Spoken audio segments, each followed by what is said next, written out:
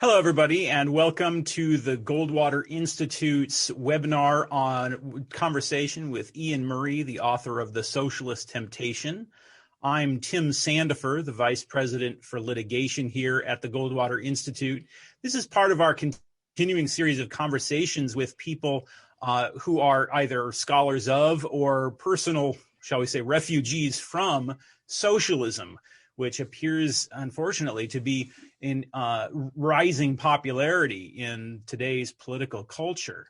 So we've decided to spend today with a friend of ours from the Competitive Enterprise Institute, Iain Murray, who's the author of this new book, The Socialist Temptation, the terrifying rat trap on the cover.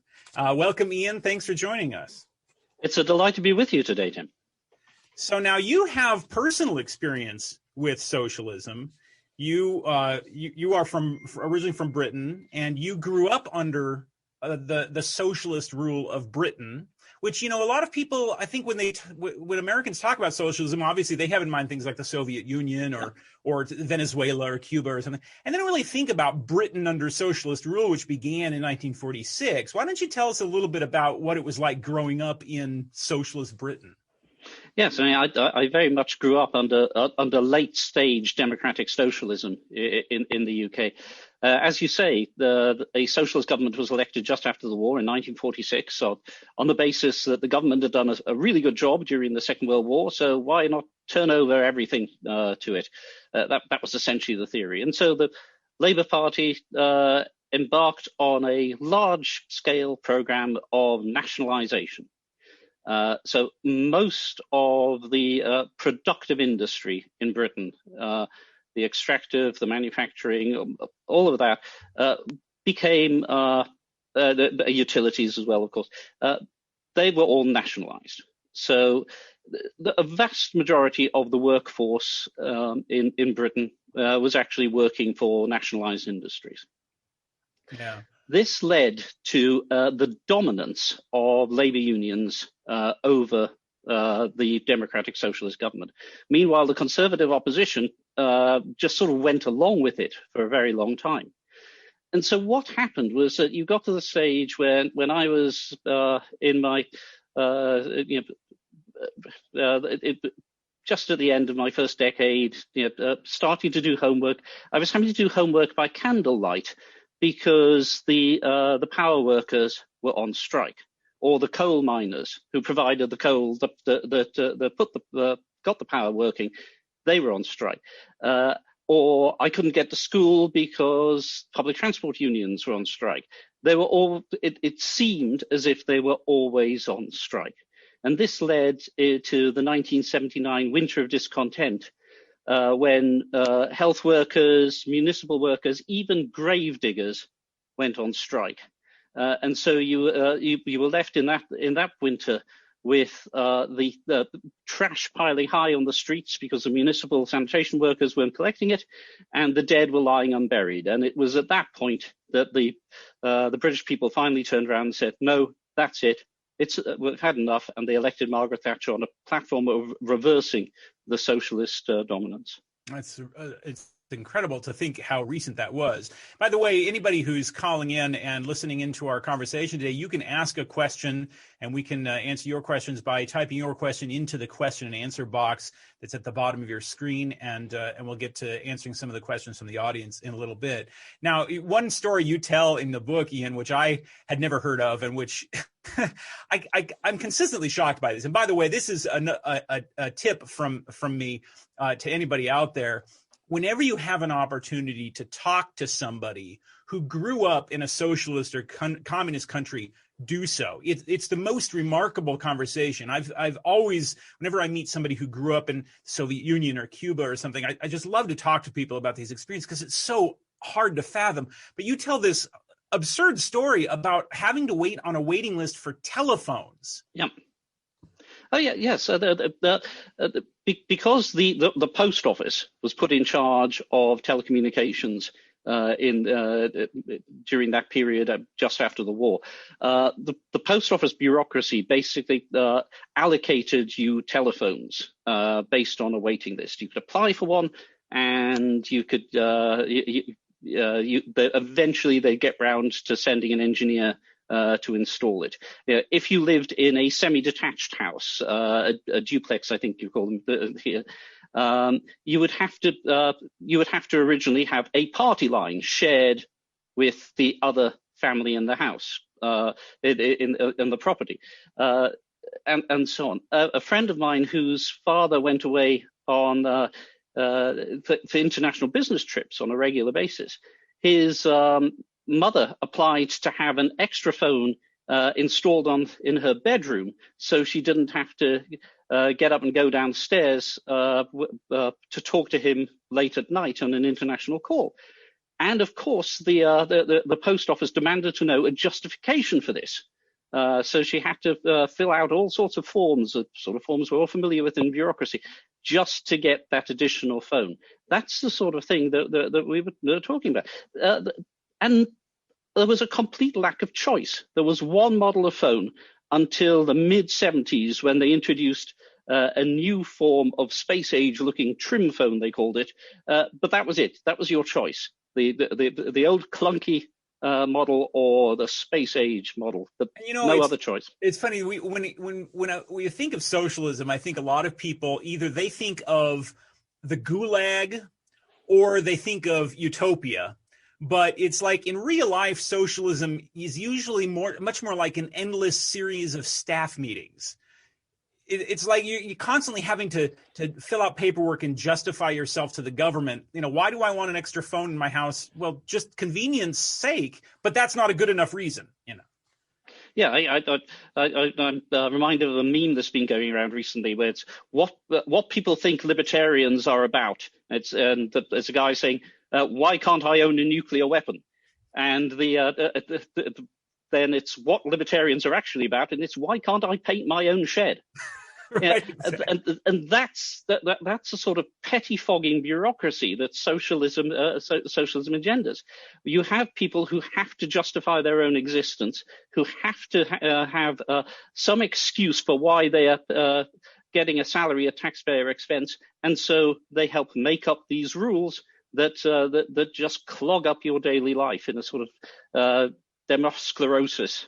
Yeah, and you talk about in the book, you talk about how there are basically two inescapable features of socialism, which is expropriation and bureaucracy, that these are really inherent, baked into the very concept of socialism, and yet people sort of ignore that fact. Well, yes, I mean, the bureaucracy one is particularly interesting because socialism is often characterizing by supporters as a reaction against a system of exploitation and oppression. It's a reaction against the idea that there is a ruling class. Yet socialism, anywhere and everywhere it has been tried, creates a new ruling class. It's that ruling class, the commissars, the apparatchiks, the bureaucrats, whatever you want to call them. They take over the position of the old ruling class. And it's exactly what George Orwell talked about in his phenomenal allegory, Animal Farm. You end up with a situation where the animals believe that all animals are equal, but then that coda is added, but some animals are more equal than others. And that's what the bureaucrats, the commissars, the apparatchiks, they get that position of being more than equal. And then, of course, the answer to that is always, well, that's not real socialism. Indeed, that's always the answer. I'm indebted to my colleague Christian Niemitz in the Institute of Economic Affairs in the UK, who wrote an excellent book called Socialism, the Failed Idea Who Never Died. He pointed out an interesting lifestyle of socialist societies. The first stage, it's three stages. The first stage is that the revolution comes, or the voters come in, and socialism is going to be established in the Commonwealth. And everybody says, this is it. This is the new dawn. The International Brotherhood of Man is here. We at long last will have the real socialist state. And then the second stage is, after a few years, the wheels are starting to come off, and things are the internal contradictions of socialism are starting to manifest. And at that point, they turn around and there's a lot of whataboutery. It's okay, this system may be bad, but think about what it was before, and look at what the Americans are doing over there. We're at least still a democratic country. Things like that. Yeah. Well, and then finally, third stage, when everything has gone to hell in a handbasket, then they turn around and say, no, well, that wasn't real socialism, and it never was. And the people who say that are often the very same people who said, here it is, real socialism at last, at the beginning. Yep. And you talk about the internal contradictions of socialism. I think that is a key sticking point for a lot of people, because really your book is really about why it is that people are attracted to socialism. And, to those of us who are familiar with this, who, we spend our careers or in our education studying political questions and economics and things, it seems obvious to us, but to a lot of people it doesn't. And that's because they don't spend as much time concentrating on these issues as we do. So they're attracted to it. And so they tend to fall for that, I think, because they don't hear the idea or don't comprehend the idea that these contradictions are inherent. So let's talk a little bit about the inherentness of these failures, that these are inescapable flaws with socialist theories. You mentioned a couple times one of the great thinkers of free market thinking, who is Ludwig von Mises, who in the 1920s published some very interesting and important analyses of socialism. Why don't you talk a little bit about what it was that Mises said about socialism? Well, one of the central ideas of the classic form of socialism is that the socialist economy can be centrally planned. The idea is that rather than leaving it up to this chaotic system of markets where nobody knows what anybody else is doing, and that there seems to be an awful lot of waste and exploitation by the capitalists, we can get around that by having very clever people actually engage in planning of the economy. And this happens in all socialist economies to a greater degree or lesser. The British example that we talked about earlier, for instance, they never really got into the planning of foodstuffs or agriculture or anything like that. There's a little bit of it, but no mass nationalization. But to some degree or less, there is always this degree of central planning. And what Mises and his colleagues showed, a great Mises paper called Economic Calculation in the Soviet Commonwealth, is that you just can't make it add up. That there is no way that these intelligent, they can be the best people the nation produces. They can be the cleverest people. But even these cleverest people can't actually work out exactly where there is going to be a need for whatever thing it is at a certain time, and get the production so that it meets that. Now you'll notice that that's actually something that chaotic experience of markets actually does all the time. There are far fewer shortages of stuff in a market system than there are in a socialist system. And that's because markets do a much better job at aggregating the knowledge. And this is where Friedrich Hayek's great contribution came in his paper, The Use of Knowledge in Society, which is that those central planners just can never have all the knowledge that they need to perform the task that the people have allocated to them.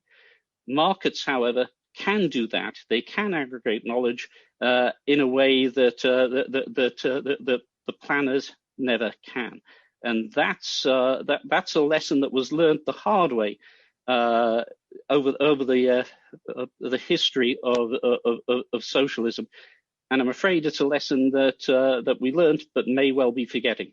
Yeah, yeah. You mentioned the British planning. I wrote a book a while back about a man who was a scientist in Britain and was the head of the research department at the British National Coal Board in the 1960s. My name is Jacob Bernofsky, and his job, one of the things that his job required was for him to predict the use of coal in the future, because they had to plan how to produce it for consumers. And he produced these very careful analyses. He was a professional mathematician. I mean, he was a deeply intelligent man. And he produced these predictions that were completely wrong. I mean, off by factors of 2 or 3, because he of course, nobody can predict the future. You can't predict next week, let alone, 10 or 15 years from now. And a socialist economy requires, the whole point of it is that kind of allegedly scientific planning. And of course, then he fled to the United States in the mid 60s as part of what you, in the book, you talk about this, about the brain drain that occurred in Britain. Oh yes, absolutely. But it got to the stage where the Harold Wilson's Labour government, in an effort to pay for all the pay rises that were being demanded by the labour unions that I was talking about earlier, they introduced the super tax, and that led to essentially a tax rate of 96% or above for high earners. And so the Beatles, who included John Lennon, one of the archetypal socialists, wrote a song called Taxman, which includes the line, 19 for you, just 1 for me. Because for every extra pound that the Beatles were earning from selling a record, they were giving 95 pence of it to Harold Wilson and the Taxman. So, and is that what brought you to the United States, to escape the Taxman?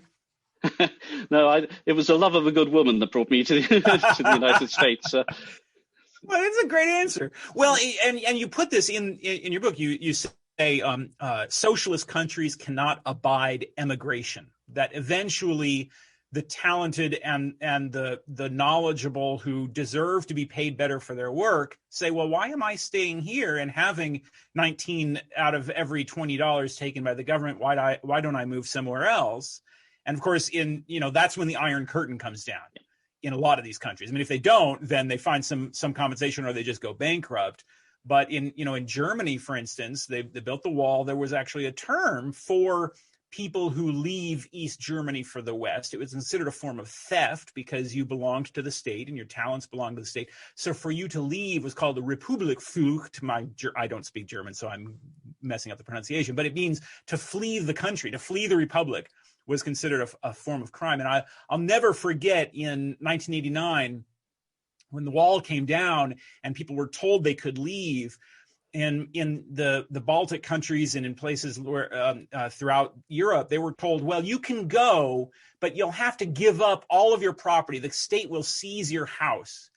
And the people hung their house keys on the trees and hung them around the necks of statues of Lenin in order to get away.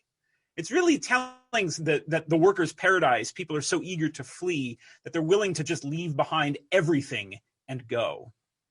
Oh, indeed. And what's interesting about this is that this actually goes back to the very beginnings of socialism, or at least of Marxian socialism. Karl Marx and Friedrich Engels in the Communist Manifesto say that immigrants, they'll be allowed to leave, but they have to have all their property confiscated. It's right there at the beginning. There's a recognition that this is likely to happen.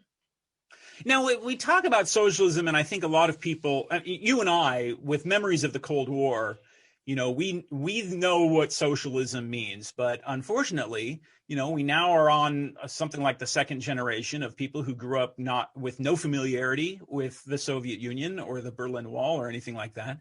And so when they think of socialism, of course, they think of IKEA, they think of Scandinavian countries, and they think of this socialism with a human face, right? Yes, I think that one of the things I try to point out very early in the Socialist Temptation is that a lot of socialists, self-described socialists these days, seem to be very unsure as to what they mean by socialism. and that at times it sounds like they want to recreate East Germany, and at other times it sounds like they just want America to be a little bit more like Sweden. The Sweden thing is very interesting, of course, because the Swedes, just like Britain, actually did go down that road of democratic socialism, and did have much of the country nationalized. But then starting in the 1970s, about the same time as Britain, really, they rejected that, and they elected a series of reforming governments that got rid of most of the actual socialist and central planning features of their state, but left them with a very large and expansive welfare state. Sweden today is in many ways a lot more free market than the United States. School choice, for instance, was introduced with the full support of the teachers' unions in Sweden. Maybe it is a utopia. But because they have this very large and expansive welfare state, they have very strict labor regulations, and you have a very high income tax. It gets to high levels starting at about the equivalent of $60,000. And because they have this very large and expansive welfare state, Swedish the Swedish public policy is actually quite hostile to immigrants, because they see them as coming for the welfare state. So you're left with the creation of things like the ghettos in Malmö in Sweden, and some similar circumstances that probably the American socialist doesn't want school choice. They also don't want those immigrant ghettos. So if you ask an American socialist if they really want these features of what Sweden has produced, they'll probably say no.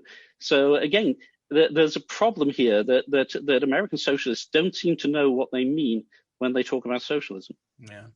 This is just a reminder, if you're listening to our conversation about the Socialist Temptation with Iain Murray, you can ask us a question by typing in your question to the question and answer box at the bottom of your screen, and we'll get to it.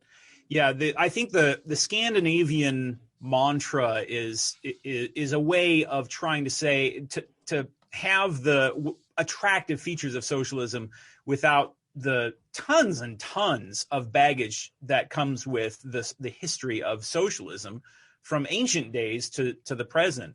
But let's get down to the basic question in your book, which is why are people attracted to socialism to begin with? Well, my answer to that is that socialism actually speaks a very good game of appealing to three basic American values, and those values are fairness. Most Americans believe that a society should be fair, and socialism talks a lot about fairness, and the whole question of the equality and inequality, and these days equity, all speak to that value. The second is freedom. Now, a lot of people will say, well, what does socialism have to say about freedom? Socialism has a lot to say about freedom, at least rhetorically. Workers of the world unite, you have nothing to lose but your chains. This theme that it's only with a socialist society can you be truly free is one that goes back to the beginnings of socialism. And then, of course, there's another value, which is essentially the value of community. Americans believe a lot in community, and socialism is, on its face, if you believe its rhetoric, it's all about reinforcing a community. You go back to Marx and his purple prose, from each according to their ability to each according to his needs. Yeah, that's about a community coming together for the talented to help the people who need stuff. So socialism speaks a very good game about all of these values, and if you take the socialist rhetoric at face value, then you are probably going to be attracted to it. It's only when you start digging into it that you realize that the rhetoric doesn't quite match up with what the policies that are being advanced would actually entail. For instance, take the hot button topic of freedom of speech. Most Americans believe that that's a fundamental part of that value of freedom. Yet, if you look at how socialists have approached freedom of speech, Rosa Luxemburg, for example, a great Marxist philosopher and activist, she was firmly of the opinion that, yes, of course, you have the right to freedom of speech, but it's only freedom of speech if you are actually addressing the inequities of the power structure. So you are allowed to criticize the power structure. That's fine. That's freedom of speech. But you are not allowed to defend the power structure, because by doing so, you are engaging in an act of oppression. And so when you get down to it, when you look at how socialism actually treats these values, it treats them in ways very different from the common understanding of those American understanding of those values. Yeah, that's well put. And actually, what you said reminds me of another passage. You quote a passage from Marx in your book, which is very interesting. That it goes like this: the worker feels himself outside his work in capitalist society, and in his work feels outside himself. He feels at home when he is not working, and when he is working, he does not feel at home. His labor is therefore not voluntary, but coerced. It is forced labor in capitalist society. And it struck me in reading that passage that this idea that in a capitalist society, you don't really choose to work, or your freedoms are illusory in capitalist society, is really crucial to the socialist argument. And it seems like it relates very much to what you're just saying about freedom of speech. That if you're saying, well, yes, I'm a socialist and I believe in freedom of speech, but what I mean is true freedom of speech. And what you mean by that then, of course, is speech that toes the Socialist Party line. It makes perfect sense, because in a capitalist society, you aren't really speaking your mind. You're really being manipulated by spooky rich people behind the scenes. Yes, I mean, that's very much the case. I mean, there's a central socialist concept of alienation, the idea that the capitalist society alienates the worker from the products of his labor, for instance, as if that doesn't actually happen in socialist societies as well. But you know, when you get down to it, socialism is always about trying to point out contradictions in capitalism that don't really manifest when you actually think about it. A good example, for instance, is just riffing off what you just said, the worker and being exploited by his employer. Now, you wrote a marvelous book called The Right to Earn a Living, which I recommend to everyone. In an employment situation, we must remember that the employee is actually in a master-servant relationship with the employer. This means that there is a sense in which you have an exploitation there. You sell your time, and therefore the employer is allowed to tell you what to do with it. That would seem like classic exploitation. But when you think about what the socialists really want, they want everybody to be in that relationship, except that you are the servant of the state rather than the servant of an employer.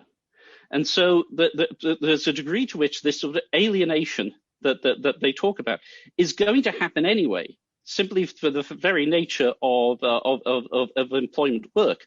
And if we really want to get away from that, then perhaps we need to get to a situation where you have complete freedom of contract to sell your labor on terms other than the employment contract. And what do socialists want to do? They want to destroy the gig economy and force everybody into employment. So there's a contradiction there that's just as inherent in socialism as it is theoretically in capitalism. Yeah, I was reading recently about the Keynesian theories and what was the debates about Keynesianism that were going on in the 1940s and the Great Depression era and things like that.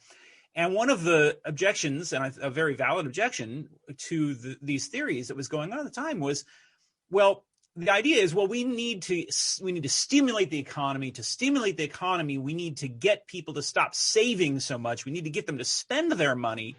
And if they refuse to spend their money, then we should confiscate capital. And they actually use the word conscript. We need to conscript capital. And there was, I believe France even adopted a piece of legislation called the Capital Conscription Bill. Well, of course, as awful as that is, the next logical step, if you're conscripting capital, is to conscript labor, is to conscript people into the service of the state. And you say that really the overarching theme of all socialism is the subordination of the individual to the collective. And this is how it manifests, how it is, as we said earlier, inevitable, inherent in the socialist theory that coerced labor is necessary by the very logic of socialism. Yes, I mean that's very much the case, and it manifests very early on in socialist societies. If you look at the history of the Paris Commune, for instance, which only lasted a couple of years, but the Paris Commune ended up with people being forced to dig holes to show that their labor was worthwhile, and then other people being forced to fill those holes in. Yeah, and I mean, most other social systems haven't got quite that bad, but it can happen very quickly. I feel bad laughing about stories like that because we know the horrific things that came in the wake of both in Paris and in Eastern Europe in the 20th century, and yet it's so totally absurd. It's hard sometimes not to laugh at how crazy it is. We had a question here about the appeal of socialism. How much of socialism's appeal do you think is sort of a byproduct of secularization in society, as people have gotten, as the phrase has it, they're more unchurched nowadays? Do you think socialism is sort of stepping in to fill a spiritual void in people's religious lives? This is a very interesting question. I actually have a chapter in the book called "Socialism and the Divine" that talks about this sort of love-hate relationship that socialism has with religion. If you look at what religion does, it provides a non-governmental source of a lot of solutions to society's problems. It fosters civil society organizations that provide you with a community-based answer to a problem that you may be having. As such, religion is in direct competition with government, in direct competition with the socialist state. So how do socialists actually approach this? They do one of two things. They either try to ban religion entirely, basically the line China took, which led to the Cultural Revolution, and far fewer deaths than the Great Leap Forward, but still massive numbers of deaths compared with anything else. And there may be an extent to which the increasing secularization is a result of that push towards socialism as much as a cause of it, or they try to co-opt it, and that's what happened in the Soviet Union, where basically the church was allowed to continue, but it was very clear that the patriarchs were doing Moscow's bidding, the Kremlin's bidding, should I say, more often than not. And it even happened with the Church of England in the UK, where there was a sort of entryist movement into the Church of England, so that in the 1980s, when Margaret Thatcher was trying to roll back the frontiers of the state, the bishops were saying, no, government has to provide these answers, when, of course, traditionally the church had been the source of a lot of these answers itself. So that sort of entryism to take over the institution it happens as a result of that. But to get back to the original question, which is, to what extent is there the retreat of religion provide an opening for this? I think that's undoubtedly the case. I think it's because the church provides, whichever church you're talking about, provides answers. And if that church isn't there to provide answers, people will look elsewhere. And if somebody is saying, "Oh, well, the government can do that," then people are likely to turn to that. So yes, I think there is certainly a degree in which secularization is to blame for the rise of socialism. But as I say, I don't think it's necessarily a one-way street. I think it goes both ways. Yeah, that's right. So we got another question here from a person joining us on the call. Remember, if you have questions you'd like to ask, type them into our Q&A box at the bottom of your screen.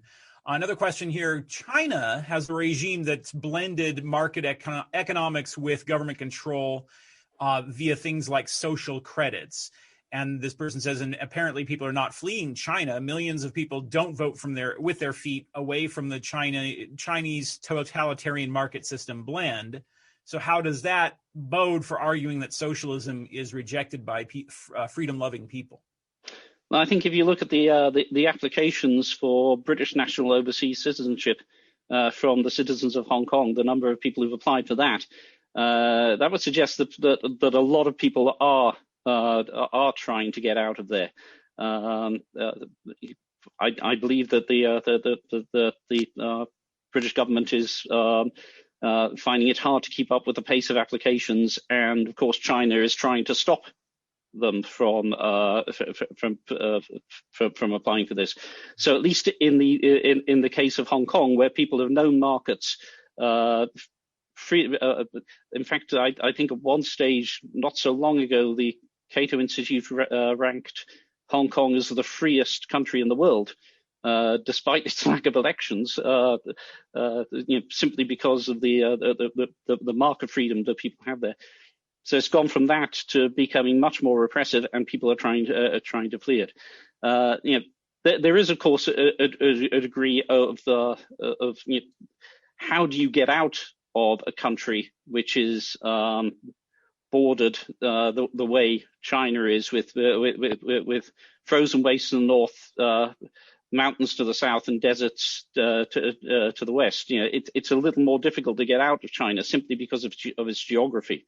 There's a reason they called it the Middle Kingdom. But if the transportation links were a little easier, then I think perhaps we might be seeing a lot more people trying to get out. Yes, in fact, I believe we just heard this week that China has adopted legislation that enables it to prohibit people from leaving Hong Kong, from getting on a boat or on an airplane, which is really the Berlin Wall coming down in our lifetimes. What's going on in Hong Kong, I think, is really an unmitigated tragedy. It is. And I think future generations will look back on this period of what's going on in Hong Kong as one of the great horrors of the 21st century, which, like it or not, is already a fifth over. Oh, goodness. Well, now we talk about horrors like that.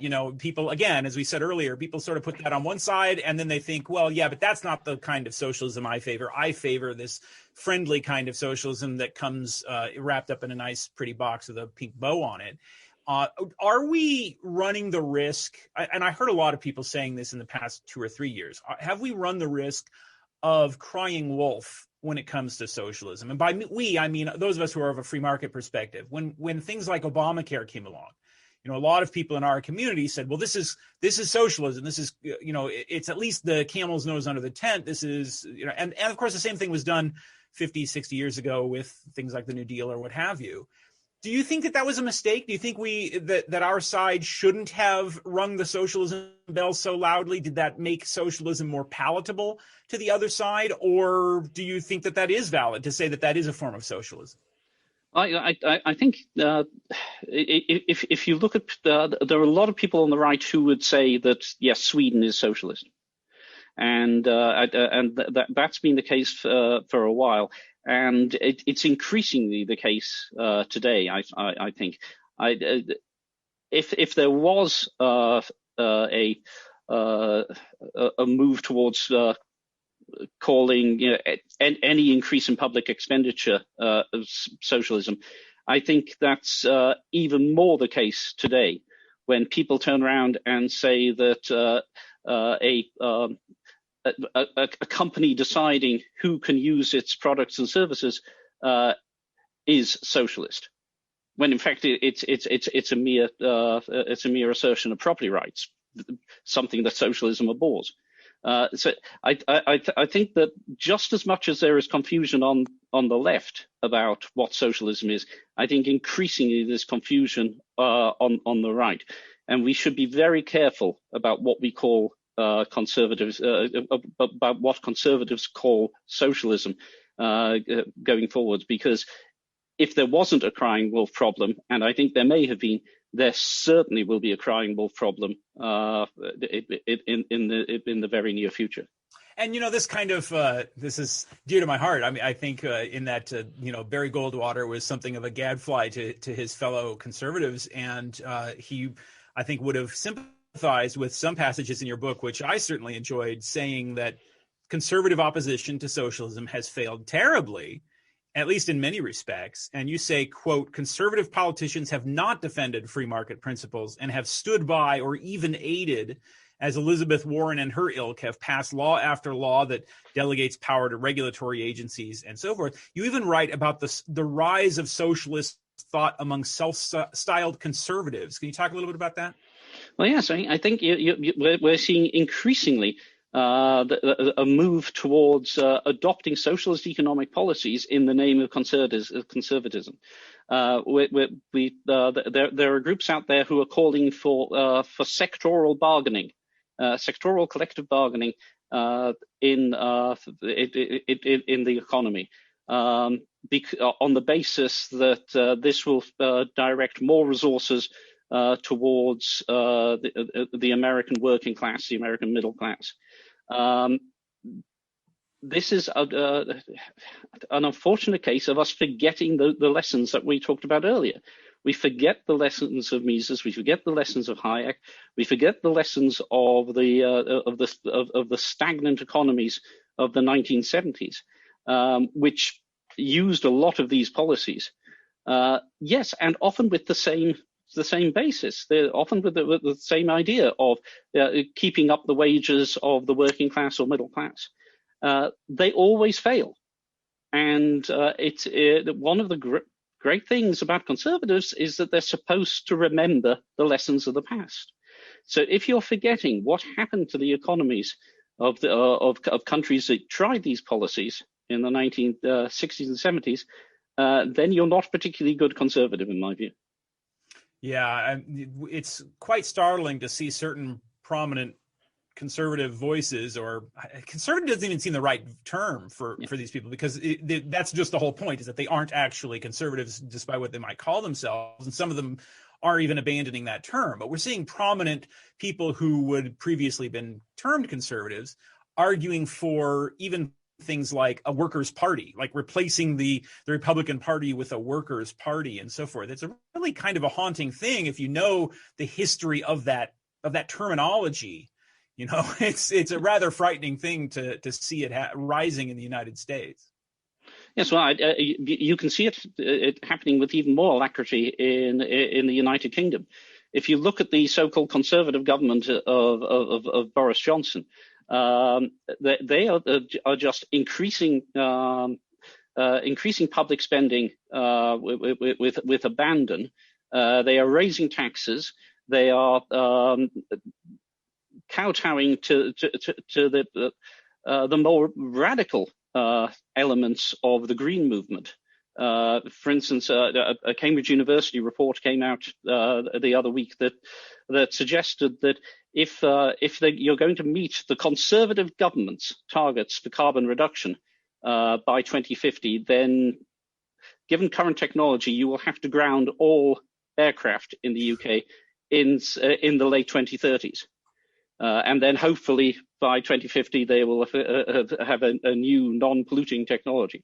And that's a government that calls itself conservative, but it's doing so because it wants to appeal to the working man in the northeast of England, where I come from. They are probably going to win the Hartlepool by-election, which you would never think would go conservative in a million years.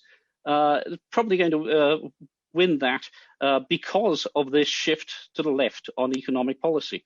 They're cementing themselves with in a very good place electorally, but they're not exactly advancing conservative policy or principle.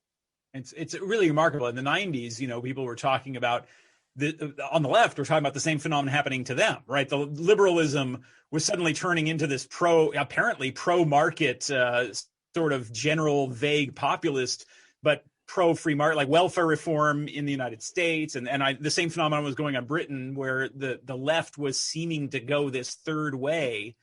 And now it seems like the shoe is definitely on the other foot. Now, we were talking a little bit about how the left tries to distance itself from the legacy of the Soviet Union and East Germany and so forth. And yet they still cling to, this is a question from one of our listeners, they still cling to this you might say rose-colored glasses perspective of places like Cuba and Venezuela. Why do you think that is? Yes, I mean, I think that's part of that sort of three-part prong, the three-part life cycle, should I say, that we talked about earlier. Venezuela and to an extent Cuba are still in that second category. They may be moving towards the third. I mean, Venezuela is toying with starvation, but it hasn't quite got there yet.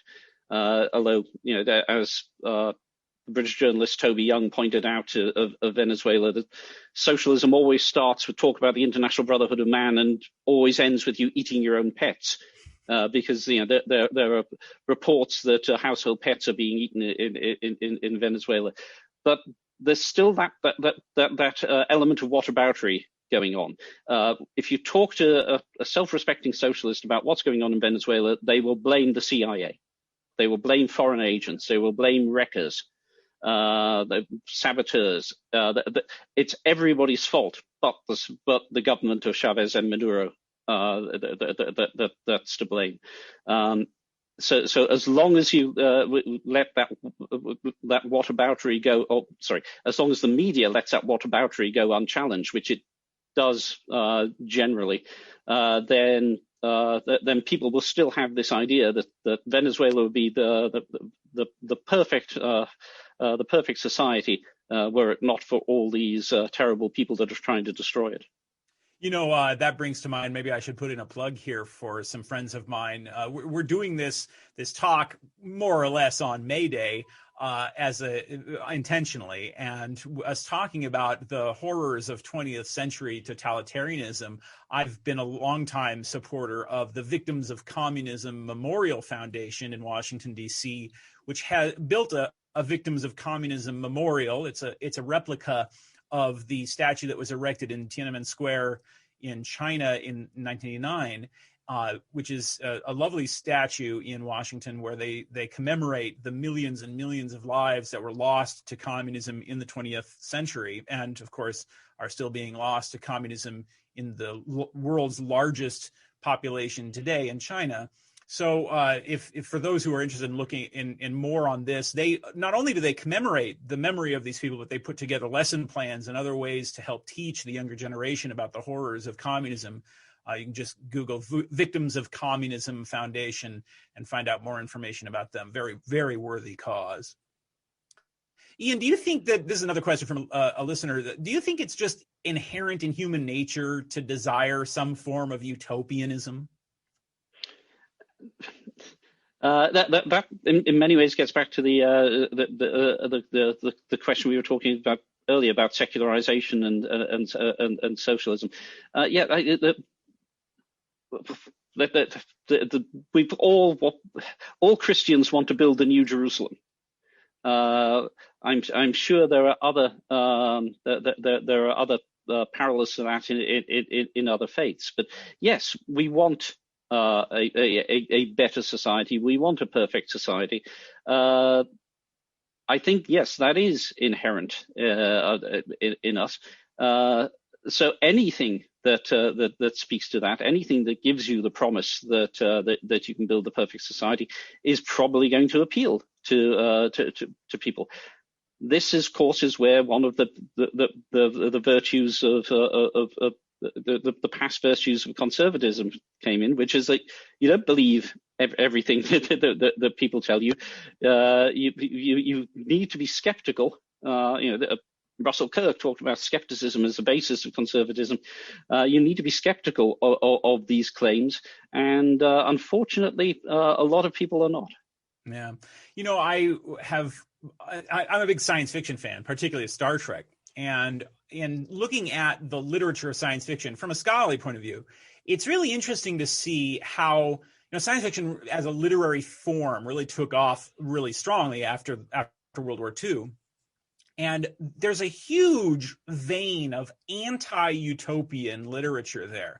When you look at this includes episodes of Star Trek also, but if you look at the short stories and the novels that were being published by the great science fiction writers of that time, and of course Orwell is the most obvious example, 1984, right?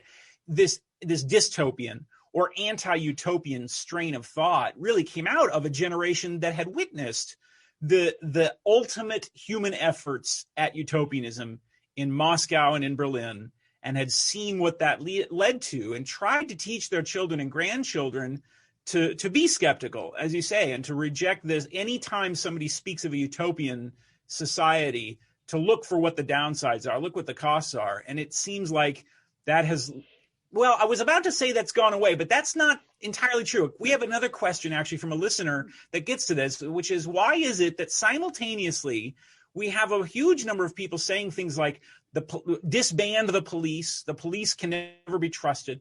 And in popular media, you see a lot of movies and television shows that are about vast government conspiracies and dystopianism and everything. And that's going on simultaneously with this movement for more and more control by the state. How is that possible? Well, this gets down to why socialists these days always call themselves democratic socialists. Yeah. There is a belief that somehow you can have democratic control over these terrible things, these terrible institutions that are causing so many problems. And if you only have that democratic control, then the world would be a much, much better place. So, but how does that democratic control actually manifest itself? We get back to what we talked about earlier. You can't possibly the people can't possibly oversee every action of the police. So what do? You have bureaucratic commissars that are put in place who are delegated the power of the people, and because they are delegated the power of the people, they have so much more power than a private version of these or a voluntary version of these would have. And what happens when you give somebody power? They accrue benefits to themselves and their family. All the insights of public choice theory reveal quite why it is that these positions tend to become corrupted, if not necessarily corrupt. So in the end, they might talk a good game about reforming the police, but it'll never really happen, because they need to work on a day-to-day basis with the people that they regulate, and so they grow closer to them than they are to the people. So even with the best will in the world, what happens is that these positions fail to reform the service, and in fact may contribute to it getting even worse. Yeah, you talk about public choice theory. This is, of course, the scholarly analysis of lobbying, why it is that government power falls into the hands of the politically skillful instead of those who are thought to be most morally deserving. the lesson, I think, that's really hard for people to grasp is that government is made up of people. They just don't really think of it that way. When you say, well, here's a problem, and the answer is, well, let's have the government do something about it. And the problem with that is that the government is made up of people who are just as mortal, just as fallible, just as stupid or corrupt or whatever as you or me or anybody else would be. And there's a great line in Thomas Jefferson's first inaugural address about this, where he says, it is sometimes said that we cannot be trusted with the government of ourselves. Have we then found kings, or angels rather? Have we found angels in the forms of kings to govern us? The people who run the government are going to be just as fallible as anybody else. And so this sort of magical thinking of, well, we'll put the government in charge of that and then that problem will go away. It's just magical thinking. Now, in the 5 minutes we got left, I have another question here from a listener that is really kind of the key to it all, which is the instrumentalist argument that something works better or doesn't work better. That doesn't seem to persuade a lot of people. Because they seem to be attracted to a more romantic aura or to an argument from principle. Do you think that is the key to resolving this problem? What do we do to more effectively, especially in a time when conservatives seem to be drawn to socialism, what do we do at this time to more effectively withhold or withstand this wave that seems to be coming forward? I think there are two things. One of which is critical, and the other which is positive. The first thing is that we have to heighten the contradictions of socialism. Marxists used to talk about this all the time. Heighten the contradictions of capitalism. If capitalism is about creating wealth for all, why are there so many poor people? A typical Marxist argument. So we need to heighten the contradictions. If socialism is supposed to be about democracy, why are there so many bureaucrats? Things like that. But that's not sufficient. We have to make the optimistic case, the values-based case for the free market system, for the capitalist system in opposition. Steve Horvitz of Ball State University, for instance, I think is very good on this. He talks about how capitalism is actually a system of cooperation. And that through that voluntary exchange mechanism, we all cooperate together to get the things that we want. And generally, when people aren't getting the things that they want, it's because we're not allowing that market system to operate because of the rules that have been put in place by the democratic socialists or their ilk. So we need to make that positive case for the free market economy that meets those values, that talks about the values. Yes, we talk as free market economists. We talk about the values of value of freedom a lot, but we don't talk about the value of community, and we don't talk about the value of fairness nearly often enough.